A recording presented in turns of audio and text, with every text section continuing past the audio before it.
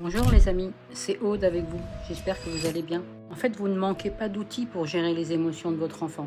Vous manquez peut-être juste d'une règle qui est ultra simple.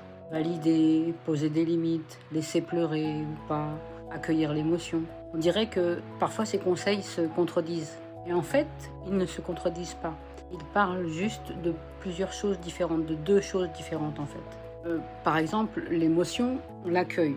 Elle a le droit d'exister et on a besoin de l'accueillir pour pouvoir comprendre ce qu'elle apporte. Mais autour de cette émotion, il y a un comportement et c'est là où on doit poser un cadre. Par exemple, votre enfant a le droit d'être en colère et ça peut être légitime de sa part. Mais la réponse de casser ou de taper son copain, là, c'est non. Et les deux se cumulent. Il faut poser le cadre en même temps que de gérer l'émotion. On ne supprime pas l'émotion, mais on traverse la tempête avec la personne, avec l'enfant en fait. Et c'est en ça que ça peut vraiment être performant parce qu'on accueille l'émotion dans un certain cadre. Et du coup, ça cadre bien l'enfant et ça lui donne un espace dans lequel il peut évoluer. Comme d'habitude les amis, dites-moi vous en commentaire quel conseil vous a le plus embrouillé parfois dans la gestion des émotions de vos enfants. Je réponds à tous. Prenez soin de vous et de vos enfants.